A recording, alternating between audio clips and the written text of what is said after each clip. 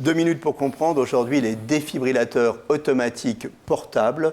Je suis avec le docteur Stéphane Manzon-Silberman. Vous êtes cardiologue, vous êtes porte-parole de la Société européenne de cardiologie. Ces défibrillateurs portables, on en voit de plus en plus et c'est bien. On en voit dans les établissements publics et on en voit aussi dans certaines sociétés.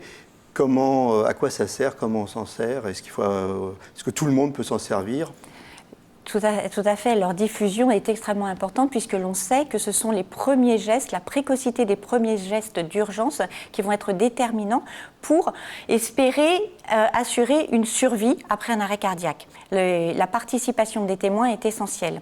Un arrêt cardiaque, perte de chance toutes les minutes, 10%, c'est ça? Exactement. Et tout se joue dans les premières minutes. Donc plus le massage cardiaque est débuté tôt, et ça le massage cardiaque, tout le monde peut le faire, il y a des formations qui sont faites régulièrement, des informations, et un investissement très important, nos sociétés savantes, du SAMU de Paris, l'application Sauve Life également, qui vise à accompagner les témoins d'un arrêt cardiaque. Donc, en premier, on commence le massage cardiaque. En deuxième, on appelle autour de soi et on appelle simultanément le 15 ou le 18, bientôt un numéro unique, on nous en parle, Agnès Buzyn nous en parle.